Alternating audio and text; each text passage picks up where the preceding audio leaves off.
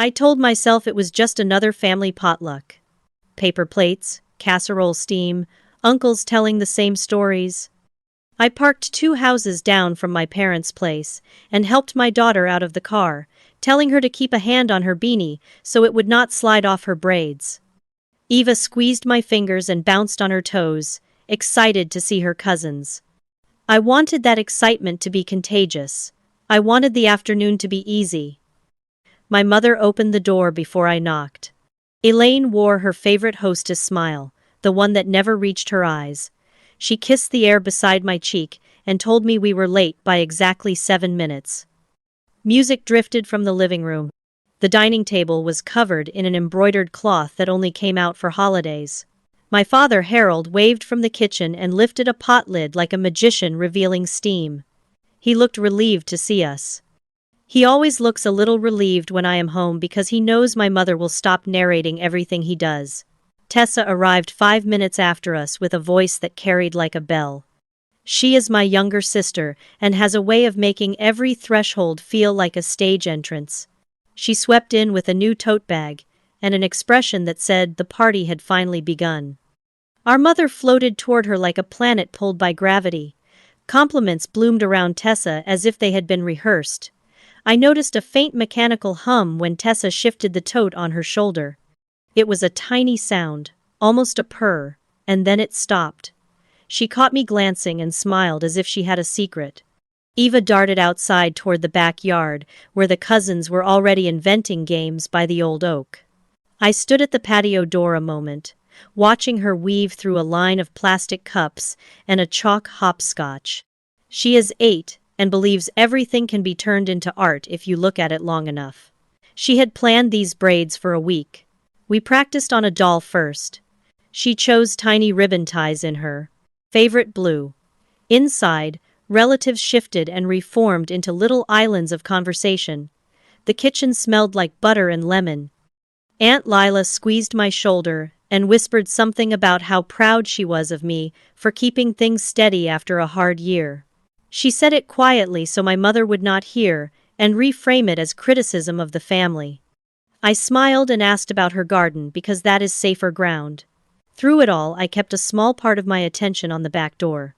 I wanted to give Eva space, and I also wanted to know exactly where she was. That is the thing about being a mother.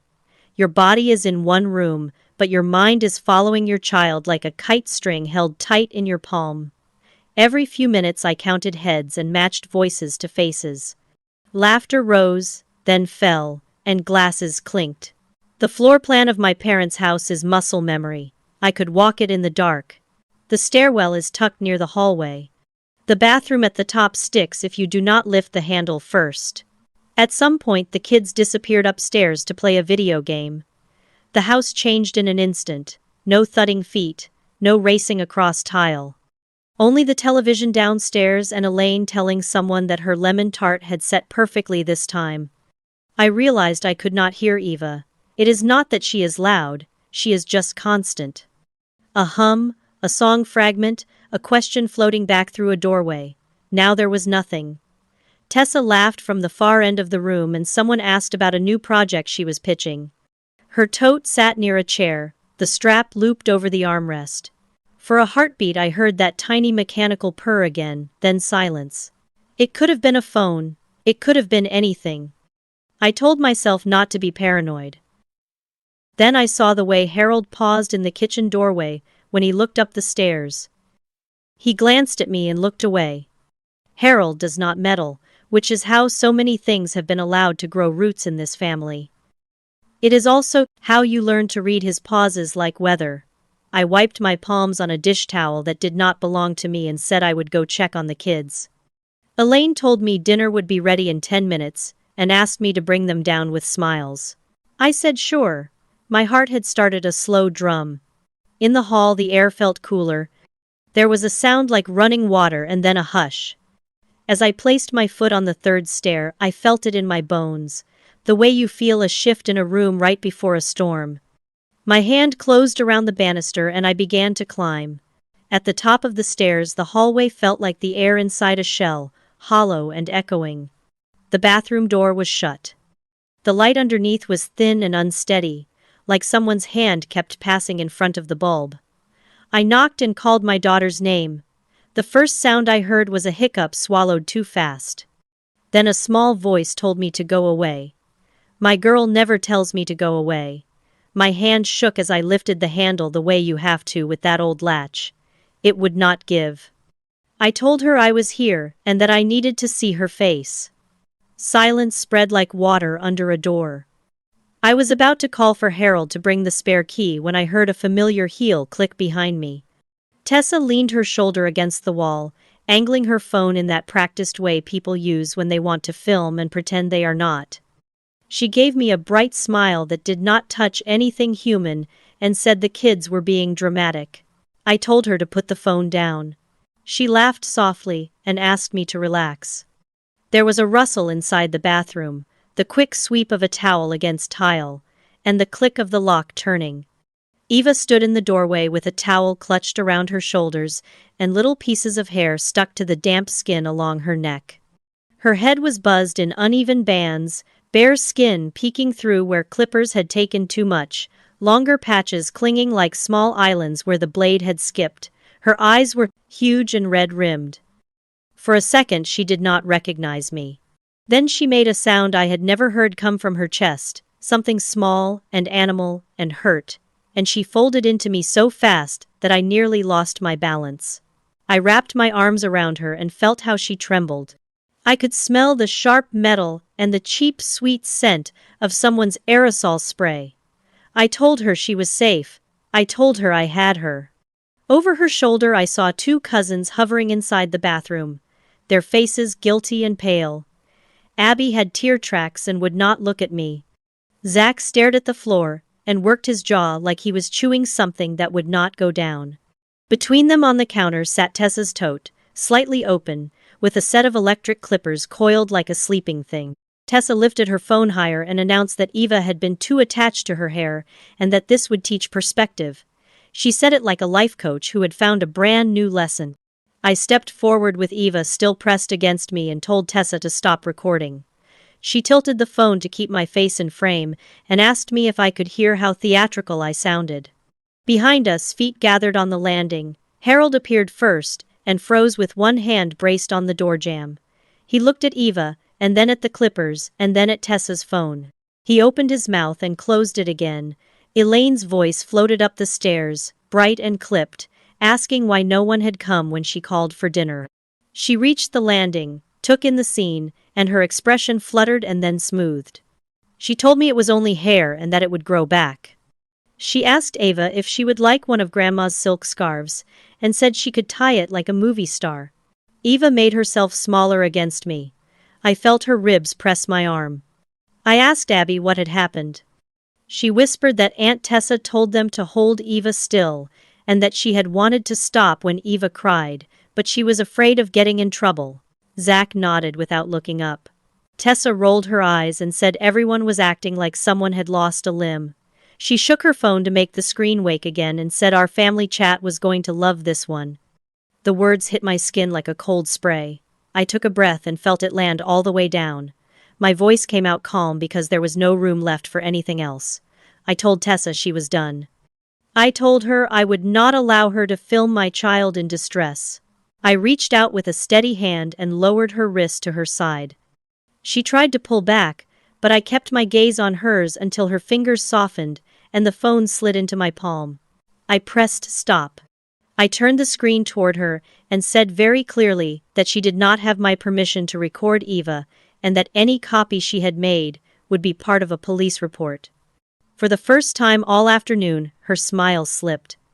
Elaine moved between us as if she could redirect the current with a sentence. She began to talk about civility in front of the children. Harold told her to give us space. His voice broke a little when he said it. He stepped past her and opened the linen closet and took out a soft towel and placed it over Eva's shoulders like he was crowning her. He said he was sorry. He said it to my daughter, and then he said it to me. I shifted my stance and made my body a shelter around Eva. I told everyone to clear the doorway. I told Abby and Zach to go downstairs and sit at the table and not to touch a phone or say a word. I told Elaine that we were leaving and that I would call when I was ready to talk. I told Tessa that she was not to approach my daughter again. She opened her mouth, but I was already guiding Eva down the hall toward the stairs, counting each step out loud so she could follow the rhythm of my voice, instead of the buzz that still lived in the bathroom air. At the top of the staircase I paused and tightened my hold just enough so she would feel it without pain. I told her we were going home. She said she did not want anyone to see her. I said I would cover her with my sweater, and that the only eyes that mattered were mine, and that mine saw the bravest child I knew. She nodded against my chest. The house below us was full of people pretending to chat. The way sound carries when a room does not know where to look can make anyone's heart shake. I kept counting for Eva. We started down together.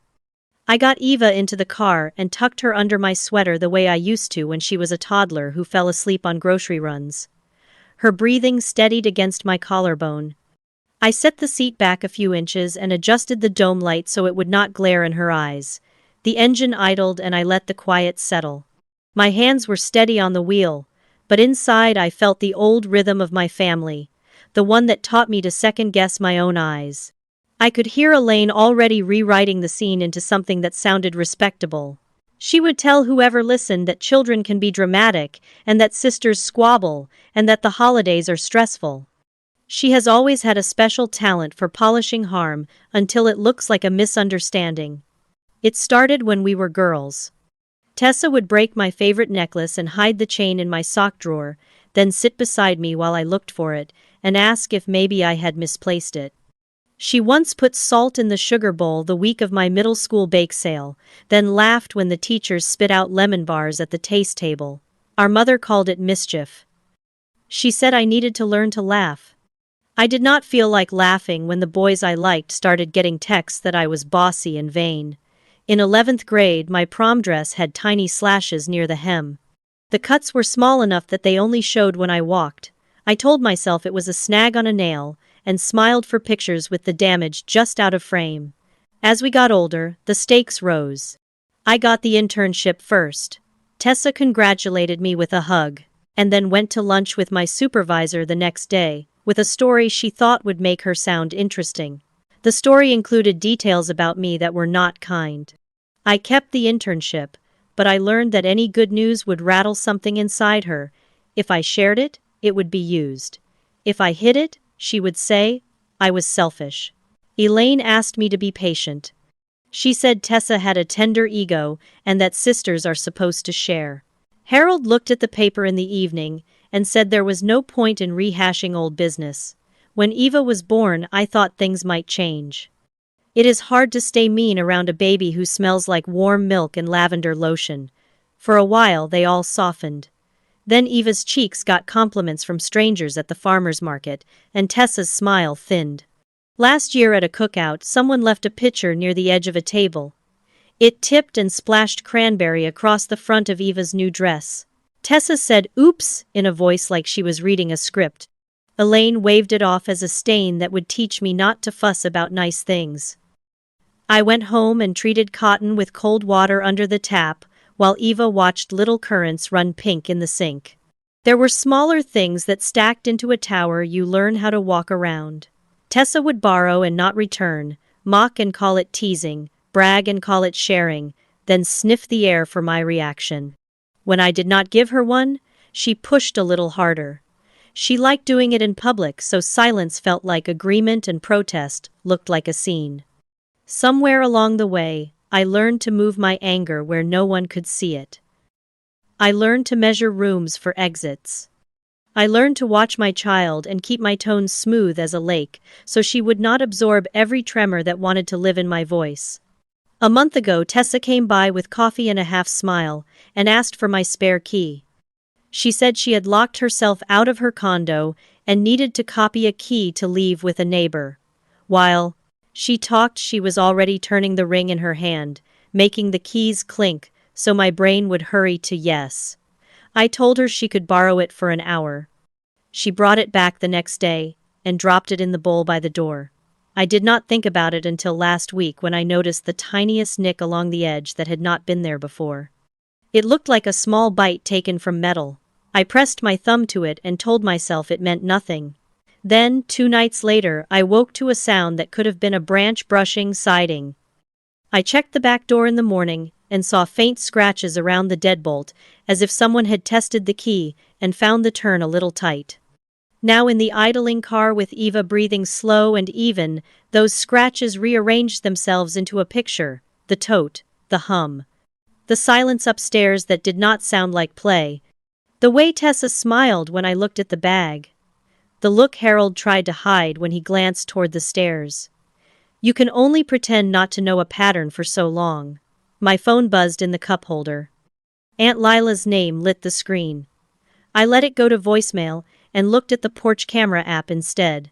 The playback scrubber caught a slim figure on our steps a night ago, with a tote on her shoulder and a jacket I recognized from Tessa's photos.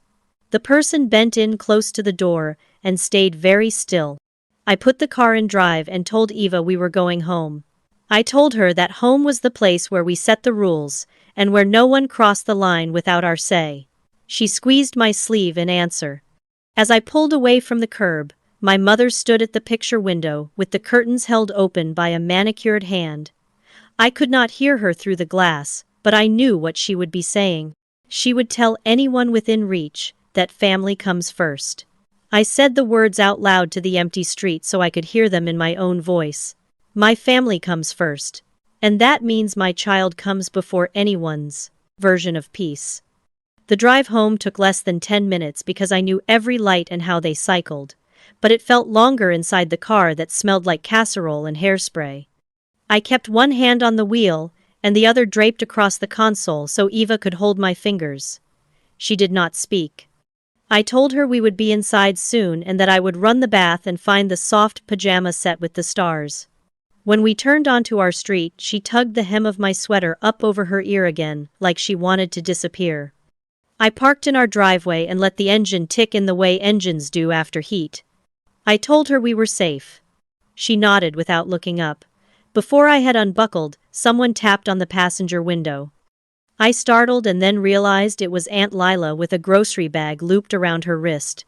She did not wave, and did not smile in that big way that would make a child feel watched. She just pointed toward the porch, like she had already decided to sit and wait for me there. I got Eva inside, locked the door, and told her to pick a bath toy to be in charge of Bubbles. She chose the little yellow boat and set it carefully on the sink like it was a promise she could keep. I kissed her forehead and stepped back out to the porch. Lila had set the grocery bag by the chair. It was heavy with things that said comfort without language. She had brought broth and crackers, and a small pack of gel eye masks she said were silly but felt good. She took my hands and looked at my face the way people do when they have been walking around with a sentence they know might bruise. I told her to just say it. She nodded once. She said Tessa lost her job 3 weeks ago. She said the company used the phrase policy violations, and everyone knew inside that it had to do with a client account and a spreadsheet that did not add up. She lowered her voice and told me that for the last month, Tessa had been chasing attention online with staged moments and baiting captions. She said she was sorry she had not warned me sooner, but she thought it would burn itself out. She said that when Tessa walked in today, she was already filming small things like cakes being sliced and shoes by the door. I felt the air around us tighten. Lila kept going because I had asked her to be honest. She said that while we were upstairs, the older cousins were at the patio table, and someone said they were tired of how I carried myself like I was better than this family. She said people confuse boundaries for arrogance because boundaries say no, and arrogance says I am above you. She told me she had spoken up, and that she wished she had said it louder. I told her she had already done the bravest thing when she put her hand on Eva's back and walked us to the door. She looked past me through the front windows, like she could still see the bathroom and the towel and the clippers, and I watched the way her jaw set, because she was trying not to cry. I told her about the porch camera clip, and the jacket I recognized, and the tiny purr I heard upstairs from the tote. I told her about the scratches around my back door, and the nick on the spare key. Lila closed her eyes for a second and exhaled through her nose. She said she believed me and that she would give a statement if anyone needed a witness. She asked if Elaine had already called to pressure me. I said not yet. We both glanced at my muted phone on the porch rail and did not reach for it. From inside the house I heard the water shut off, and Eva pat her feet across the tile. Lila squeezed my fingers and told me to go back in and take care of my girl. She said she would check on us in the morning, and that she would handle a few conversations tonight so I did not have to. I told her that meant more than she knew. She stood and gave me the kind of hug that has weight and direction. When she went down the steps she moved like she had decided something, and I knew she would not let Elaine polish this into a cute family story. I went back inside and closed the door and felt the bolt slide home. The house seemed to breathe with us when the lock clicked. I found Eva sitting on the bath mat with the little boat on her knees. She said she wanted the bubbles now. I turned the tap and watched the water rise and felt my own heartbeat slow to match the ripple. There would be calls and messages and long explanations later, but not before my daughter was warm and fed and tucked into the bed that smelled like laundry and lavender. I sat on the floor beside the tub and told her 2 good things from the day. She said one of her good things was the part where we left when I said we were leaving. I told her that is what we do now. We leave when a room stops being safe. She let the boat go and watched it spin in a quiet circle, then looked up and asked if she could choose a scarf for the morning. I said she could choose anything she wanted because the rules in this house are built to fit her dignity, instead of someone else's comfort. When she was clean and wrapped in a towel, I checked the back door again, and then checked the windows and turned the porch light to the setting that brightens if anything moves. I took the spare key off the ring and put it in a small metal box on the top shelf.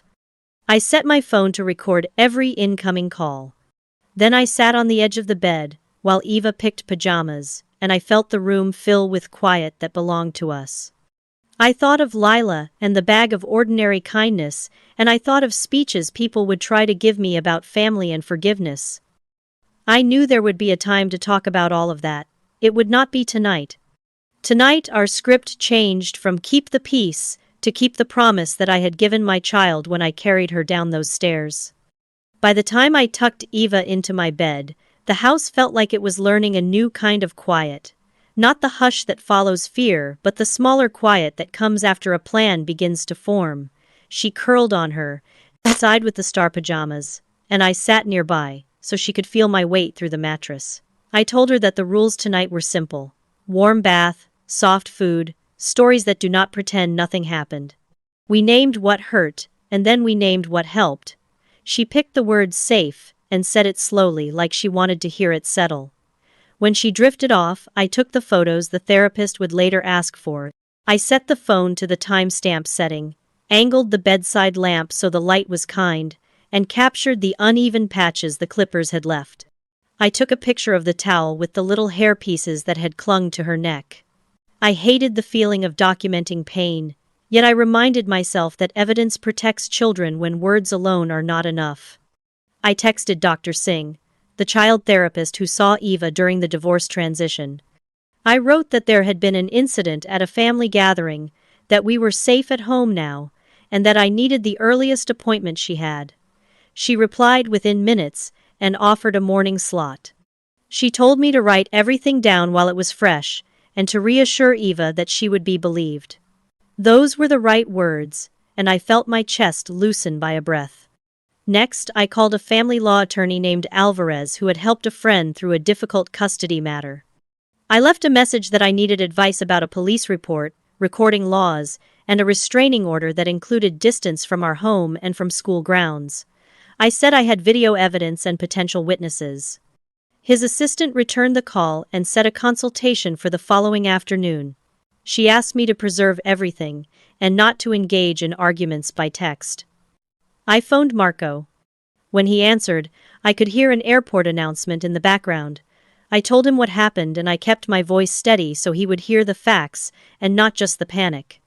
He listened without interrupting and then told me he was on a later flight and would reroute to be here by noon tomorrow. He asked if Eva wanted a goodnight call. I put the phone on speaker and he told her that she was brave, and that her feelings were real and that he could not wait to hug her. She fell back asleep while he was talking, and the line held the soft sound of her breath for a few seconds before I ended the call. I opened my laptop and sent an email to the school counselor and principal. I explained only what was necessary, that there had been a non-consensual haircut by a relative, that we were addressing it with authorities and mental health support, and that I wanted to plan for a kind return to the classroom. I asked for a conversation about a brief lesson on respecting differences and bodily autonomy that did not center Eva by name. I emphasized that we would not tolerate teasing and that I would back them in enforcing consequences if needed. The principal replied within half an hour and offered a morning meeting before classes the next day. I walked the house the way a parent does on nights when something has broken and you intend to make sure it never breaks the same way again. I tested the windows, checked the back door, and looked at the frame where the scratches curved around the deadbolt like small question marks. I changed the lock on that door to a new smart deadbolt from the hardware store box I had been meaning to install for months. It clicked into place with a low tone, and I set unique codes for myself and for Marco. I deleted every old code I had ever given anyone. I placed the spare key in a metal cash box and slid it onto the top closet shelf. I brewed chamomile and opened a fresh notebook. I called it the safety journal because names matter. I wrote down the timeline from the first moment I could not hear Eva's voice to the second the bathroom door opened. I recorded what Tessa said, what the cousins admitted, what my parents did or did not do. I noted the tote, the hum, the porch camera image. The scratches at Pertemlin was the salve, the lock, and the way Eva asked to be small when she walked to the car. I added a list titled, Next Steps. Police report in the morning, therapist at 10, school meeting at 7:30, attorney at 2. New locks installed, porch light on motion setting, phone on do not disturb for all numbers that do not belong to people who protect us. Before I slept, I stood in the doorway and looked at my daughter. Her breath lifted the blanket in a slow tide. The scalp oil the stylist had recommended after the divorce years ago sat on the dresser. I put a tiny drop on my fingertips and touched it gently to the places that looked tender. She did not stir. I whispered that this house answers to us now and that no one else writes our rules. The clock on the nightstand clicked to the next minute. I lay down beside her and let the small quiet do its work. In the morning light, I would send the first batch of takedown requests for any clip that showed her face. I would back them with letters from the attorney. I would carry the photos on a thumb drive in a plain envelope. I would bring the safety journal and a calm voice. Tonight, I allowed one more minute to watch the outline of her hand on the pillow and to memorize the look of a child who knows she is held. By dawn, my phone had bloomed, with messages I did not open. I brushed my teeth beside Eva while she balanced on the step stool, and I watched our two reflections in the mirror that still held last night's steam streaks. She picked a soft beanie and a sweatshirt with a fox on the front. I packed the safety journal in the thumb drive and a small snack because hunger can make any hard conversation harder. When Eva settled with a coloring book at the kitchen table, I scrolled through the notifications and felt a weight drop through my ribs. A cousin had posted a clip to the family chat. Someone else had saved it and shared it with a friend. The friend had uploaded it to a neighborhood group where outrage spreads faster than any official notice. I did not watch the video. I already knew the shape of it. I saw the frozen thumbnail with my daughter's shoulders hunched and Tessa's hand holding the clippers near the sink. I took 3 slow breaths, set the phone flat on the counter, and opened a new email thread to Attorney Alvarez with subject line preservation and removal. I attached screenshots of every instance I could find and included the timestamps and the names of the initial posters. I asked for template letters for emergency takedown requests, and for a short statement I could paste that asserted my child's rights without revealing more than necessary.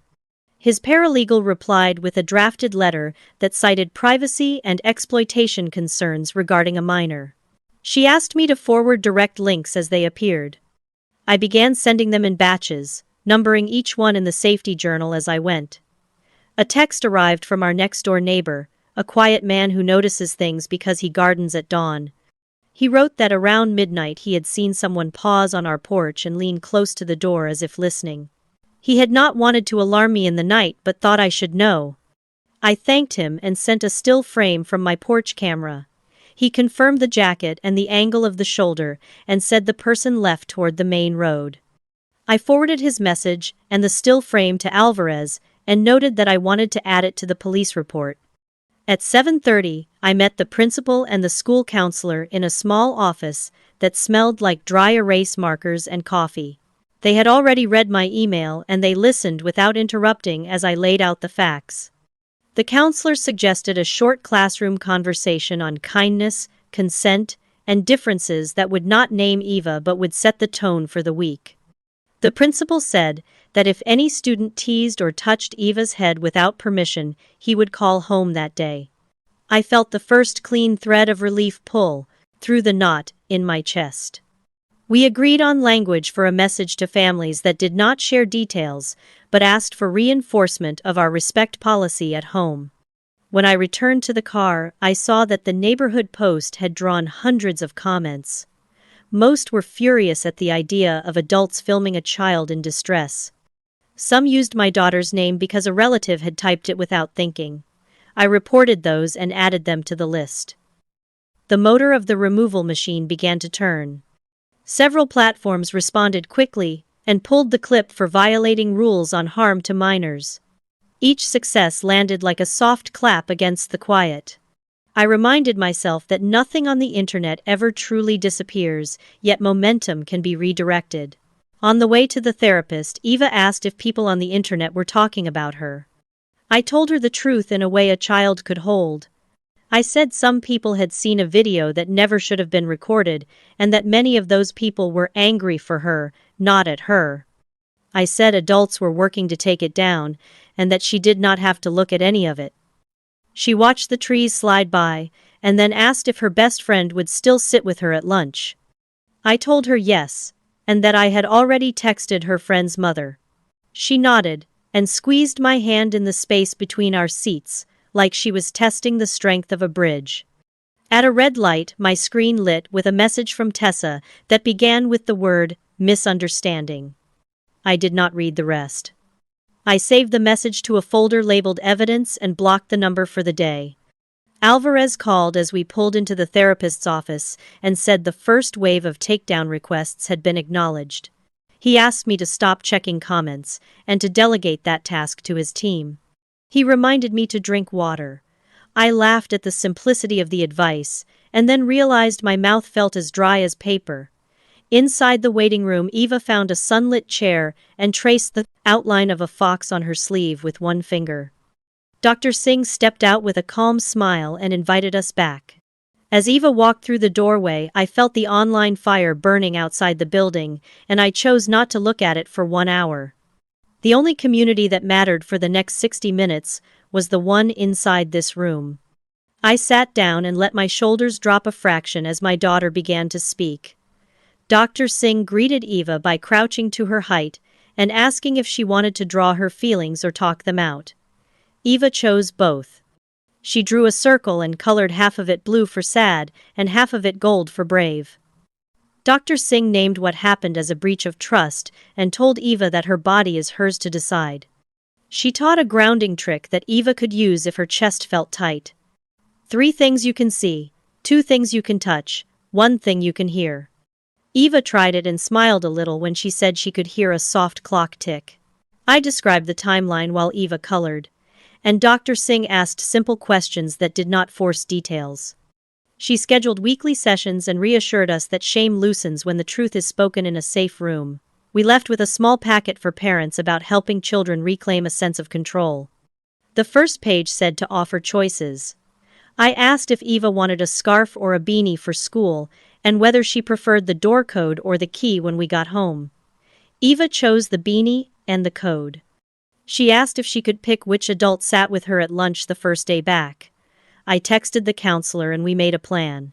At school, the principal met us in the office with the counselor and a teacher who ran the morning meeting. They shared a short outline for a conversation that would happen before the bell. It explained that everyone deserves respect, that no one touches someone else's hair without permission, and that kindness means we make room for differences. There would be no names. There would be a reminder that our words carry weight. The teacher asked Eva if she wanted a signal in case she needed a break. Eva chose to tap the corner of her desk twice. The teacher tapped the desk to show she had learned the signal. Eva gripped my hand in the hallway outside her classroom. The room smelled like crayons and pencil shavings. Kids hung backpacks and looked up in a ripple of curiosity. Her best friend, Mia, walked in with a grin that took up her whole face. Mia pulled off her beanie and revealed a fresh short cut that matched Eva's. Her mother stood in the doorway behind her and gave me a little nod. Eva blinked, then reached up and peeled her own beanie off. The room went quiet in a way that felt gentle. The teacher started the circle time and led the respect conversation without glancing at Eva. When it ended, Mia scooted her chair until it touched Eva's. They opened their math folders, and I felt the ground under us get steadier. At lunch, the counselor sat with the girls at the end of a table where the air seemed calmer. A boy reached toward Eva's head without thinking, and then pulled his hand back on his own. He said sorry, and asked if the cupcakes were still happening for her birthday next month. Eva said yes, and asked him to pass the milk. Ordinary minutes stacked up like good bricks. By early afternoon, Marco landed and texted that he was on his way to the school. He walked through the office door with tired eyes and a loose smile that Eva ran straight into. He thanked the principal and the counselor and told them he was grateful for a place where children learn words like consent and autonomy long before big mistakes try to teach the lesson by force. On the drive home, he sat in the back seat so Eva could lean on him. He told her that hair is not the thing that makes a girl powerful. He said character and choices and the people you keep are what make you strong, and that he was proud of the way she looked classmates in the eye. That evening, after dinner, we made a small ritual for the safety journal. Eva got to add stickers when a step was finished. She put a star beside school meeting, a rainbow beside therapist, and a tiny fox beside new lock codes. We decided to list 3 feelings before bed and 3 things we could do with those feelings. Eva said she felt sad, embarrassed, and a little angry. She said she could draw, breathe with her hand on her belly, and tell me or Marco when the feelings got big. We practiced the grounding trick again. 3 things in the room we could see. 2 things we could touch. 1 thing we could hear. Before sleep, Marco sat on the rug by the bed and told a story about a kid who shaved their head to swim faster in summer. Eva giggled and asked if short hair makes you faster at spelling. He said only if you read the directions on the test. She asked if the door alarm would beep if anyone unwanted tried to come inside. I said yes, and that the porch camera would catch them, and that the police report would not be a threat. It would be a promise to keep her safe. She nodded and pulled the blanket to her chin. Later, when the house grew quiet, I found a message from the principal that said the class had done well and that several students had raised their hands to say, "A head is still a head, no matter what covers it." I stood in the doorway and watched Eva sleep. Her short hair made her eyes look even bigger. She looked like herself, only a little more sure of the room. Marco met me in the hall and squeezed my shoulder, then asked what the next day would bring. I said we would keep moving 1 step at a time. I said we would answer every attempt to rewrite the story with the facts and with the sound of our own voices, steady and clear. That night, after Eva fell asleep with her fox tucked under one arm, I sat at the kitchen table with the porch camera open on my laptop. I moved the scrub bar a 1/4 inch at a time until the timestamp hit 12:17. There she was in the grainy color of a motion sensor at night, a slim figure in a jacket I knew, and a tote slung close to her ribs. She stepped right up to the door like she owned the hinge.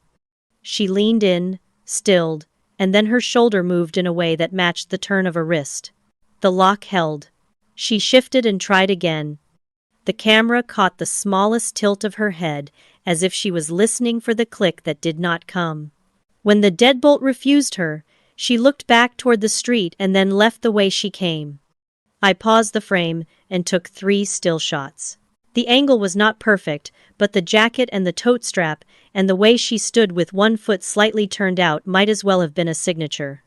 I printed the images and slid them into the front of the safety journal with a note that said, "Midnight attempt, deadbolt held."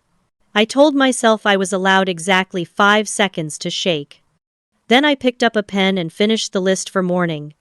At the station the next day, I asked for the same officer who had taken our first report. He remembered Eva's name and offered her a choice between a sticker sheet and a small plastic badge. She chose the sticker sheet and sat beside me while I added a supplemental statement. I described the porch camera footage and the scratches by the deadbolt. I handed over the printed stills and a thumb drive with the files. The officer asked if I knew who the person might be. I said I believed it was my sister, and that she no longer had any legitimate reason to approach our home. He nodded and added the word trespass to the report notes. He told me that an officer could swing by our street during night patrol for a few days. I thanked him and wrote it in the journal because support counts, even when it is routine. From the station I drove straight to Attorney Alvarez's office. He had already reviewed the footage and said it strengthened our case for a temporary restraining order that covered in-person contact, digital contact, and proximity to both home and school. He talked me through the language that judges look for, and the evidence that helps them feel confident. The boundaries are not just emotional but necessary. He asked me to list specific locations and events that needed coverage. I included school pickup, drop-off, the park 2 blocks over, and the community center where Eva has art club. We filed the petition before I finished my coffee. His paralegal printed the stamped copy and slid it across the desk with a quiet good work that made the room feel warmer. On the drive home my phone rang with Harold's name on the screen. I answered and he spoke in a careful voice like I might hang up if he breathed wrong. He said he wanted to see me without Elaine. He said he had been sleeping in the guest room and thinking about how many years he had confused quiet with peace. He asked if he could come by in the early evening to talk on the porch. I told him he could and that I would keep it short because Eva's bedtime is not up for negotiation. He said he understood, and that was the first time in a long time I felt him mean it. In the late afternoon I checked the porch light setting and set 2 mugs on the table. Harold arrived exactly on time and sat with both hands around the mug like he needed something solid to hold. He said he was sorry for not stepping in sooner. He said he had watched Elaine smooth over so many fires that he forgot the house was still burning. He asked if I would allow him to tell the officer assigned to our street that he supported the report and would answer questions if needed. I told him yes. He took out a small envelope and set it on the table. Inside was a photocopy of a letter he had written to Eva in his own hand. He asked me to read it first and give it to her only if I felt it helped. The letter said he loved her, that he had failed to protect her in a moment that asked for courage, and that courage is a skill he is learning now at 70. I felt something unclench inside my chest, not because it fixed the past, but because it named it. When Harold left, the porch light clicked brighter, and then settled. I locked the door and checked on Eva. She was sprawled across the bed with the fox tucked under her chin and a faint smile at the corner of her mouth. I stood in the doorway and let my eyes adjust to the shape of the new lock, the quiet camera, the journal on the dresser, and the outline of a grandfather trying to step into the present. The house felt like it had drawn a line across its own threshold and written our names on the safe side. The fundraiser was already humming when we walked into the fellowship hall. Long folding tables lined the walls with crockpots and raffle baskets, and a banner made from hand-cut letters asked the neighborhood to support the after-school art program. I had promised Eva we would still show up for things that mattered to us. Keeping that promise felt like taking back ground inch by inch. She held Marco's hand and went straight to the table where kids were painting bookmarks. I set the safety journal in my tote, next to the printed stills and the stack of screenshots that had felt heavy all week. Elaine found me near the coffee urn as if she had been tracking the door. She wore pearls and the face she saves for church events, and asked if we could talk privately. I told her we could talk where people could hear. She blinked like a camera flash had surprised her. She started with the sentence I knew she would use. Family should handle family matters at home. I said a child was hurt in a bathroom because no one handled anything when it was small. A few heads turned. I kept my voice even. Tessa arrived 15 minutes late with sunglasses on top of her head and a sweater draped over her shoulders like a costume. She smiled in a way that asked the room to forgive her before she said a word. She told a small cluster of neighbors that the internet had misunderstood a teachable moment. She said cancel culture was cruel and that she had been harassed for a simple haircut joke. Elaine touched her elbow and nodded along. A parent from school looked from Tessa to me and back again like they were adjusting a lens. I asked Aunt Lila to stand with me for a minute. She set down a tray of brownies she had baked and told me she would stand as long as it took. I pulled the porch camera stills from my tote and the printed screenshots of the video posts with timestamps and usernames. I did not wave them in the air. I laid them flat on the corner of a table like a parent brings report cards to a conference. I asked Tessa to join us. She hesitated. I waited. The room did the rest. Tessa stepped forward with a practiced sigh and asked me not to make a scene. I told her the scene had been filmed by her hand and sent out under her name. I slid the first screenshot toward her and named the time and the caption she had written. I slid the second that showed the group chat, where she uploaded a clip within minutes of leaving the bathroom. I slid the porch still that captured a figure at my door the next night, with a tote strap and a jacket that matched the one she was wearing now. I did not accuse. I read what each piece of paper already said. A murmur ran through the crowd that sounded like disbelief turning to clarity. A teacher from Eva's school stepped closer. A neighbor who had seen the porch figure folded his arms and spoke to the room. He said he had witnessed someone lean in at my door around midnight, and that he had sent me a message that night.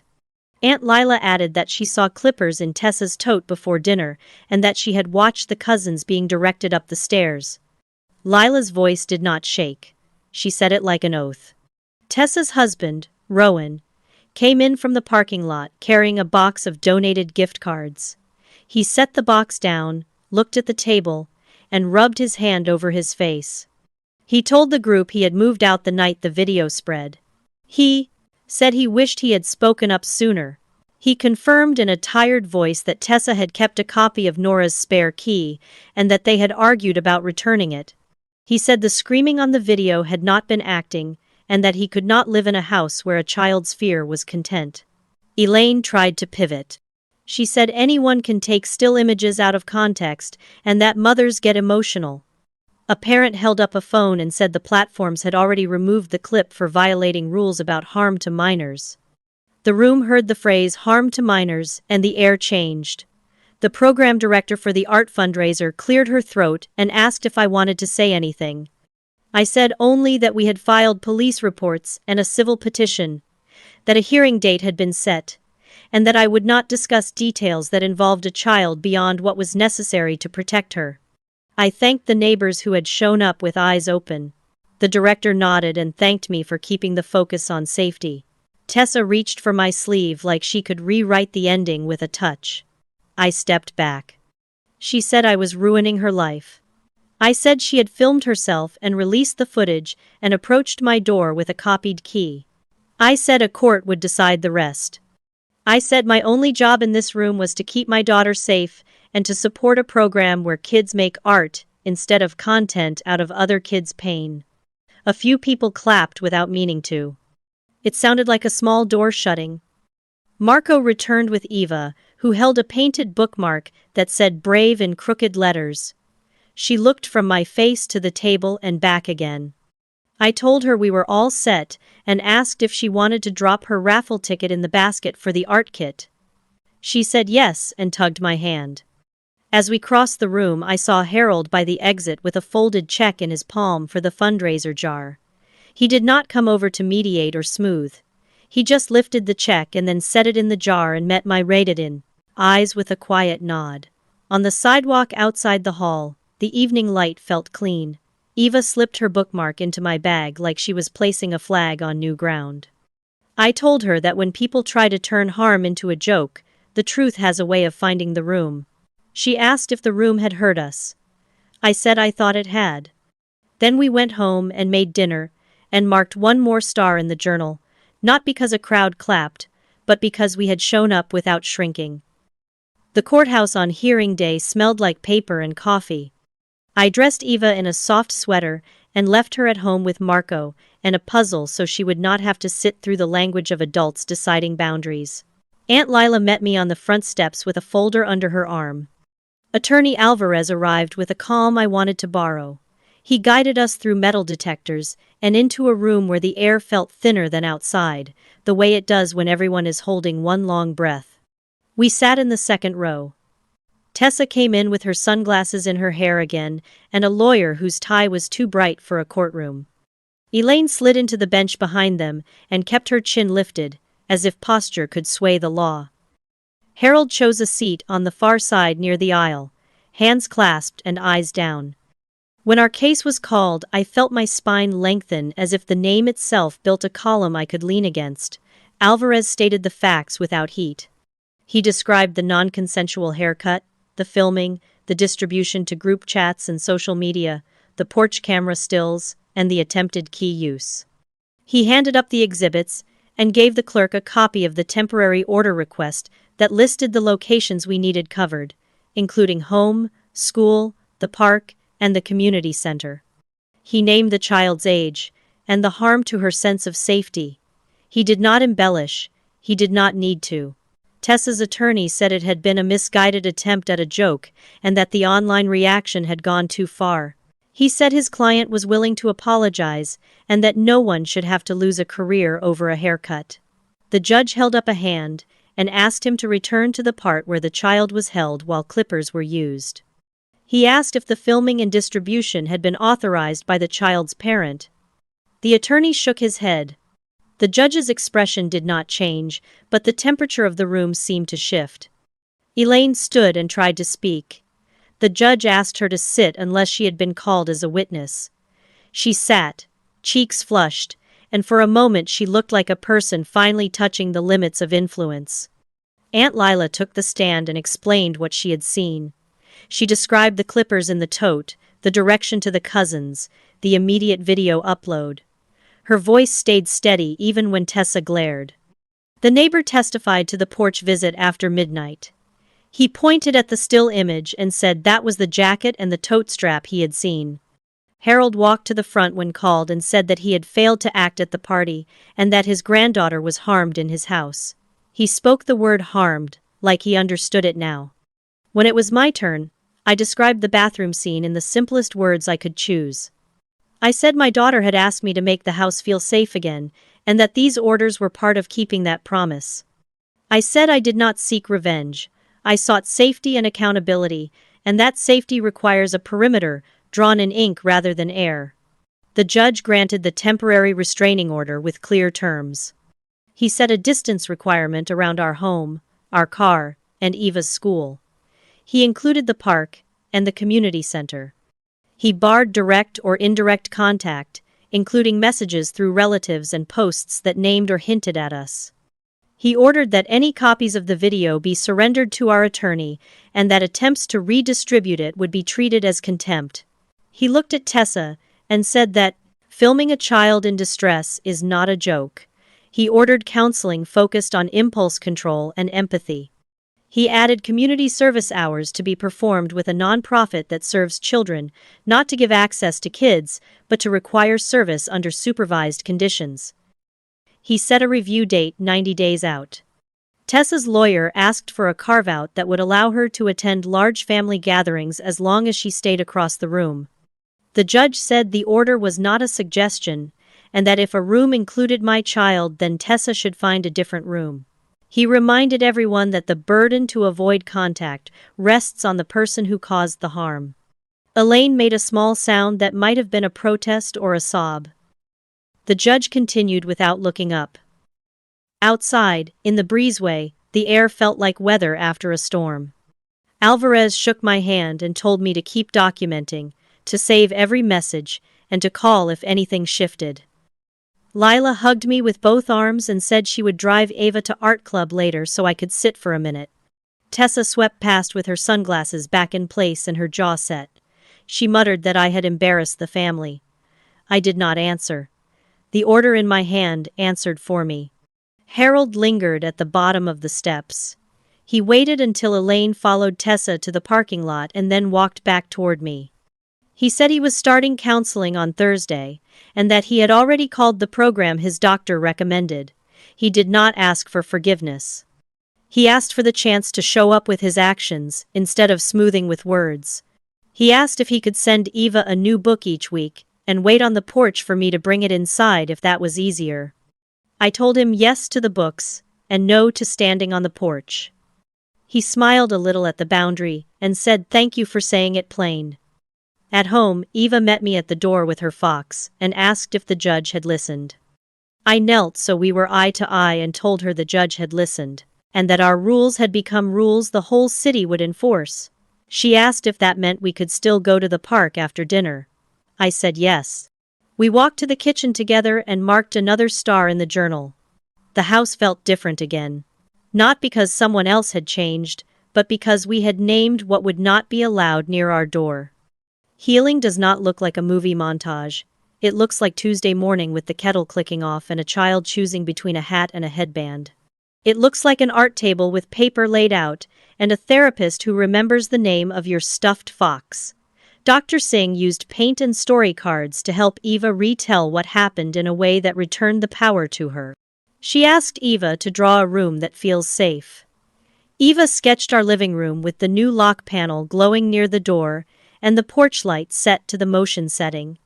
She drew tiny stars on the rug and labeled them with the names of people who protect her. She added a small circle outside with a line through it and told Dr. Singh that meant the camera will notice anyone who does not belong. I kept building the routines that make a house feel like a promise. I changed every code again and stored the new list in a sealed envelope inside the cash box. I put timers on 2 lamps so dusk never arrived all at once. I replaced the back fence latch with one that closes on its own and logged the receipt in the safety journal. Marco installed a simple chime that sounds when a door opens. The first evening it beeped and Eva looked up from her book with a small smile because the sound meant information, not alarm. At school, the counselor invited Eva to help plan a kindness week for the lower grades. They chose themes for each day and simple activities that children could actually do. Write a compliment. Ask a classmate what game they want to play. Notice someone sitting alone and sit beside them. Eva came home with a list taped to her folder and put a star next to the ones she wanted to try first. She asked if courage is something you practice like scales on a piano. I told her yes, and that repetition is how your body learns new music. 2 weeks in, a different kind of trouble tried to creep in through a side door. My supervisor asked to chat for a few minutes and closed the conference room door with a careful hand. She said she had received an email from an unfamiliar account that implied I was unstable and inventing drama at home. The message linked to a now-removed clip and hinted that I might bring distraction to the team. My supervisor looked me in the eye and said she did not believe anonymous messages. She wanted me to know in case others received it. She slid a printout across the table and waited. I had expected this move. I took a breath and thanked her for telling me. I explained that a court had issued a protective order after a family incident that involved harm to a child. I said I would not share details that involved a minor, but I was willing to provide the order to human resources so the company had documentation if anyone tried to smear my name. I forwarded the stamped copy and the contact for Attorney Alvarez within the hour. HR replied that the matter was noted and closed. They added a short line that said we do not tolerate targeted harassment. I deleted the anonymous email and added the incident to the safety journal under the work tab. The act of writing it down made my hands stop shaking. Marco kept weaving himself into the ordinary days. He scheduled work travel so he could take Eva to school on Fridays. He stocked our pantry with the cereal she likes and the tea that helps me sleep. He fixed the sticky window latch in the hallway without being asked, and left the tool on the counter with a note that said it should open smoothly now. His steadiness made the air in the house feel thicker in the best way. It felt like the air that sits above warm bread when you pull it from the oven and know you can feed people you love. On a quiet Sunday afternoon, Harold rang the bell and stood at the walkway with a paper bag. He did not step on the porch. He said he had brought a book he loved when he was a boy and that he would leave it on the top step if that worked for us. I opened the door and thanked him and told him we could talk for 5 minutes outside. He nodded and kept his hands in his coat pockets like a man learning how not to reach for what is not his. He said he had started counseling and that his therapist gave him a word that stuck. Repair. He said repair means you do not ask for the other person to forget. You ask for the chance to do the right thing enough times that the shape of you changes.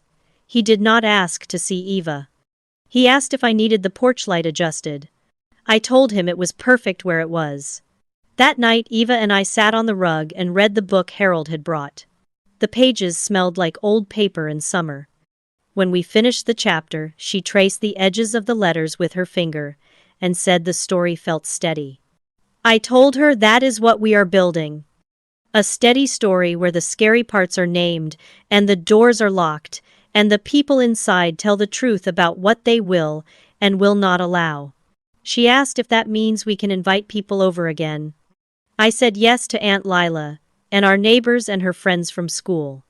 She smiled and placed the book on the coffee table, like a marker planted on new ground.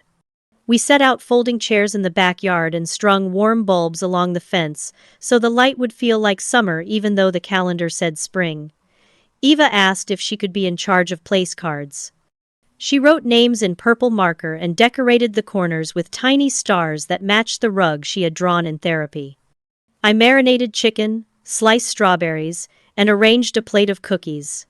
Aunt Lila had dropped off that morning with a wink. Marco set a small speaker on the porch and cued a playlist that sounded like easy afternoons. Before anyone arrived, we stood in the doorway and took a small breath together. This house had held panic. Tonight it would hold voices that knew how to be gentle. Neighbors came first with lemonade and a bowl of pasta salad that always wins block party prizes. The art teacher arrived with paint pens for the kids and asked if she could borrow our picnic table for an activity later. The school counselor brought a stack of blank thank you cards and said the students had been talking about what kindness looks like when no one is watching. Eva ran to meet her best friend at the gate. The girls set out paper and wrote a list labeled, "Games we can play that feel safe." Every time a new friend climbed the porch steps, Eva added a little check mark and glanced at me like she was counting trust in real time. Aunt Lila carried a bouquet from her yard and placed it in a mason jar on the table. She kissed the top of Eva's head and handed Marco a stack of napkins with a smile that said, "We made it to here." When Harold turned the corner at the end of the alley, he paused at the fence line and asked if he could come in. I told him yes and met him at the gate. He handed Eva a wrapped book and told her it was about a kid who learns maps by heart and still asks for help when the road bends.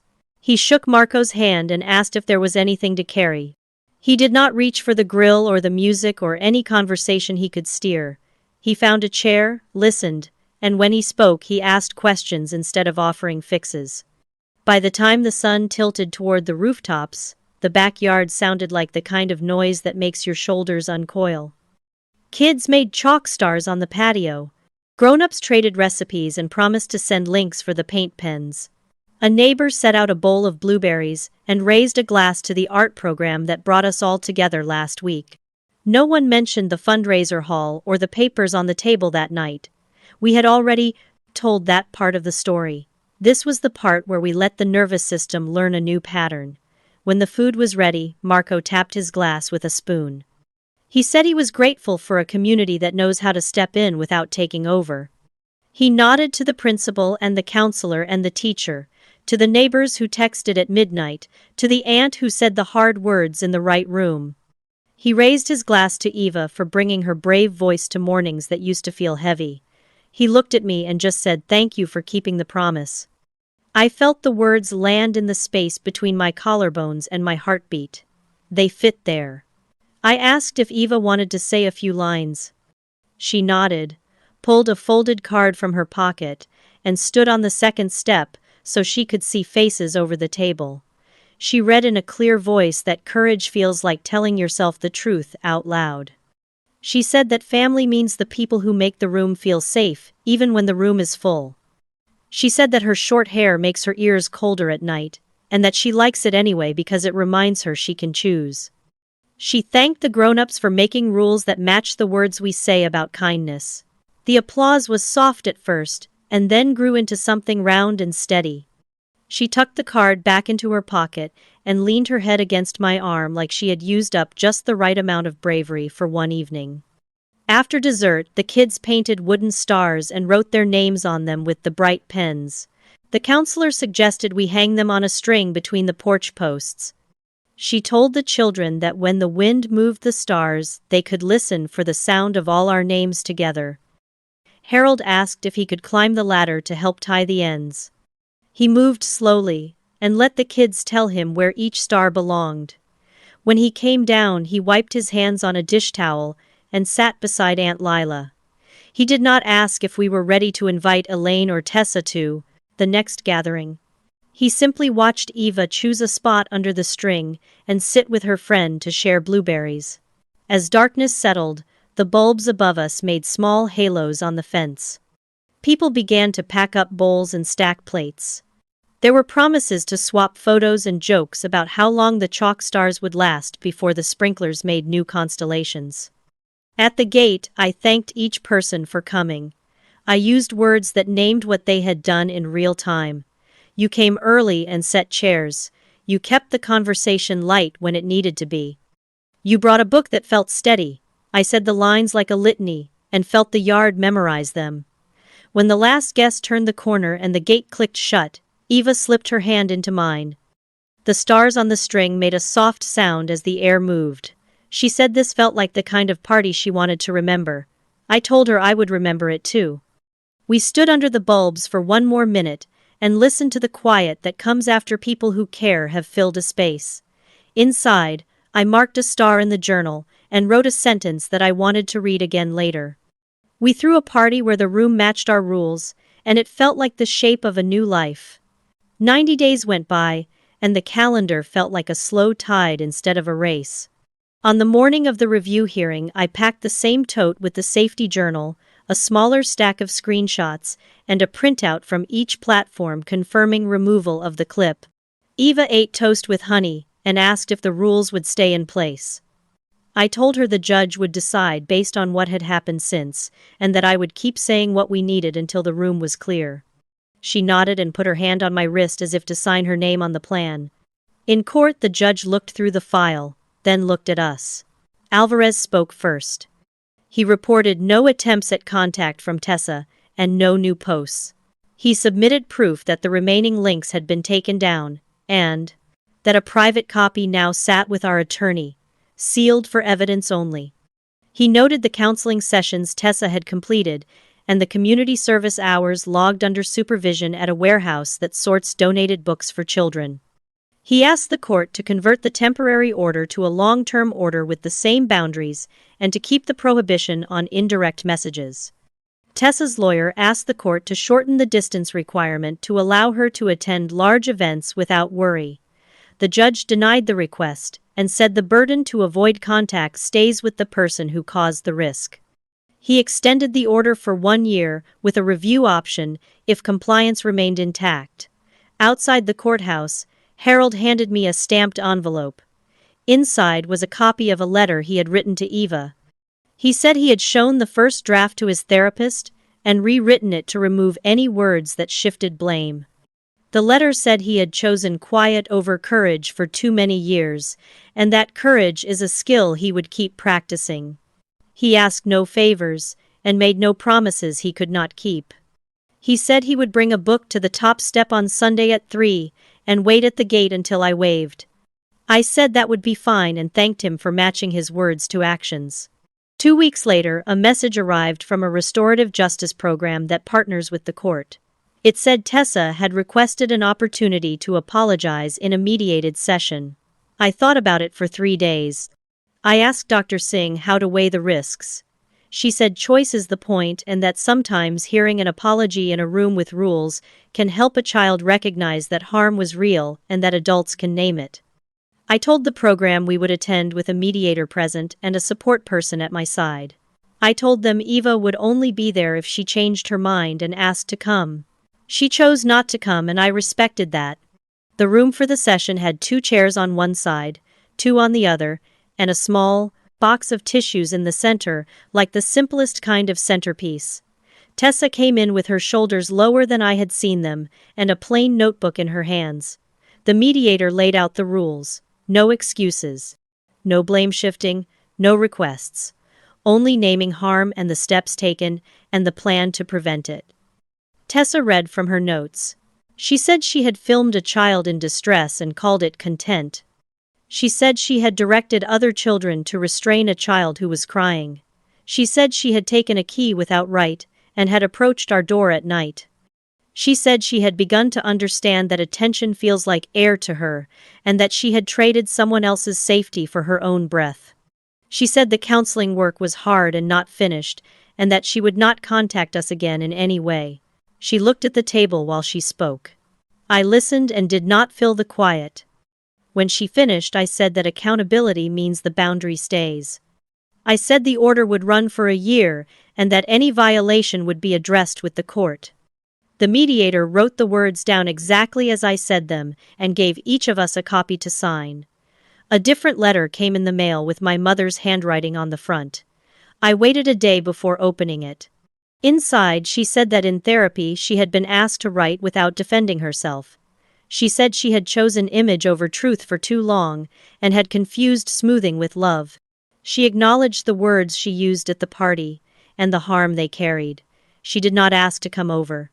She said she would keep doing the work, and would respect whatever timing I chose. I put the letter in the box with the old keys and set the box back on the shelf. Some doors do not open quickly. Some do not open again. That is not punishment. That is safety. At home, I kept tending the life we had built. The workplace smear attempt ended when HR archived the complaint and sent a memo about zero tolerance for anonymous harassment. The porch light kept its steady glow at dusk. The chime sounded when the door opened, and Eva smiled each time because information still meant safety.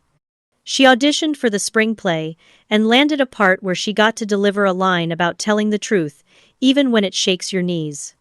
She kept her short hair through the summer, because she said she liked the way wind felt on her neck. She asked if we could plant a row of sunflowers along the fence. We did, and by July they leaned toward the sky like tall witnesses. On a Saturday afternoon in late summer, we stood on the porch and looked up at the string of wooden stars we had left between the posts. Eva touched one and asked if the wind ever gets tired. I told her the wind keeps moving and that our rules do not. She repeated the line like she wanted to stitch it to her ribs. She asked if this was what a steady story feels like. I said yes. A steady story is one where the scary parts are named, the locks are strong, the people inside are honest, and the line that keeps you safe stays drawn even when other people want to blur it. When evening came, we packed a picnic and walked to the park. On the path, a neighbor waved and asked how we were. I said we were good and meant it. We spread a blanket where the light fell in a wide circle. Eva pulled a book from the tote and began to read out loud. Her voice carried just enough to reach my shoulder. Marco leaned back on his hands and looked at the sky like you do when a day has been quiet in the right ways. I closed my eyes for a moment and listened to the sound of my child reading. The house key in my pocket felt light. The line stayed clear. The story held.